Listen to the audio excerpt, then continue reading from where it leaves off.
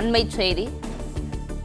சட்டப்பேரவை தேர்தலில் வென்று மு.க. ஸ்டாலின் மீண்டும் முதலமைச்சராக வேண்டும் என்று ஓபிஎஸ் ஆதரவு எம்எல்ஏ தெரிவித்திருக்கிறார். எம்ஜிஆர், ஜெயலலிதா ஆசையுடன் சட்டப்பேரவை தேர்தலில் வென்று மு.க. ஸ்டாலின் மீண்டும் முதலமைச்சராக வேண்டும் என்று ஓபிஎஸ் ஆதரவு எம்எல்ஏ தெரிவித்திருக்கிறார். தங்களது குழந்தைகளுக்கு சுட சுட உணவு கொடுப்பார்கள் என்பது கிடையாது.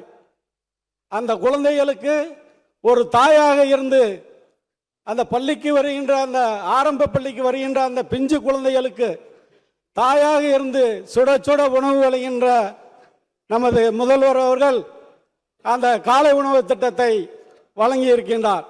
அந்த காலை உணவு திட்டம் வழங்குகின்ற அந்த திட்டம் என்பது எந்த தேர்தலில் ஓட்டு போடுவதற்கு அந்த திட்டத்தை கொண்டு வந்தார் நாம் சற்று சிந்தித்து பார்க்க வேண்டும். முதல்வர் 5000 கொடுத்து விட்டார், 5000 கொடுத்து விட்டார் என்று இந்த அவையிலே கூப்பாடு போட்ட அந்த தலைவர்களெல்லாம் இன்று வரவில்லை. ஆனால் அந்த காலை உணவு திட்டத்தை ஏன் இவர்கள் பாராட்டவில்லை, பாராட்ட மனமில்லை?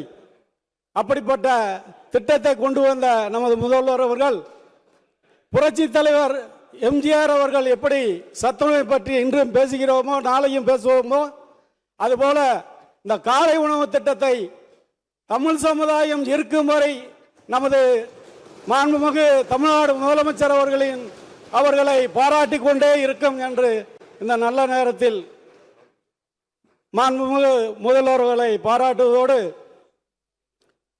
மாண்புமிகு பேரவைத் தலைவர்களே, கடந்த டிசம்பர் மாதம் ஒரு அரசாணை வெளியிடப்பட்டது. அந்த அரசாணை மதுரை, திண்டுக்கல், தேனி 3 மாவட்டத்தில் உள்ள கல்லர் சீரமைப்பு துறை சார்பாக பள்ளிகளில் ஆசிரியர் பணியிட பற்றாக்குறையை அந்த பள்ளி மேலாண்மை குழுவே தேர்வு செய்து கொள்ளலாம், அதற்குண்டான தொகுப்பூதியம் அரசு வழங்கும் என்ற ஒரு அரசாணை வெளியிடப்பட்டது.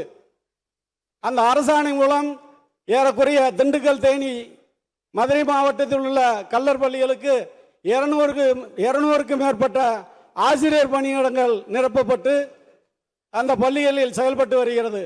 எனவே அந்த பள்ளி மாணவர்கள் சார்பாகவும் எனது தொகுதி மக்களின் சார்பாகவும் நான் மாண்புமிகு முதல்வர் அவர்களுக்கு நன்றியை தெரிவித்துக் கொண்டு, மாண்புமிகு பேரவைத் தலைவர்கள் நாங்கள் எப்பொழுது கைதூக்கினாலும் உடனே எங்களுக்கு அந்த பேசுகின்ற வாய்ப்பை வழங்கிய மாண்புமிகு பேரவைத் தலைவர்களுக்கு எனது தொகுதி மக்களின் சார்பாக நன்றி தெரிவித்துக் கொண்டு, வருகின்ற தேர்தலில் மீண்டும் வெற்றி பெற்று தமிழகத்தின் முதல்வராக நமது மாண்புமிகு தலைவர் மு.க. ஸ்டாலின் அவர்கள் வர வேண்டும் என்று புரட்சி தலைவர் எம்ஜிஆர் ஆசியோடும் புரட்சி தலைவி அம்மா ஆசியோடும் மீண்டும் மீண்டும் வர வேண்டும் என்று இந்த நேரத்தில் நான் அவர்களை வாழ்த்தி, எங்கள் அண்ணன் ஓபிஎஸ் அவர்களின் வாழ்த்துக்களோடு நான் நன்றி கூறி எனது தொகுதி மக்களுக்கு நன்றி கூறி விடைபெறுகிறேன். நன்றி, வணக்கம்.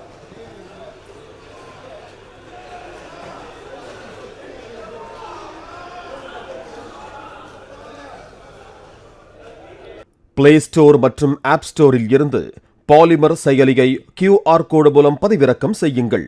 செய்திகளை உடனுக்குடன் பெறுங்கள்.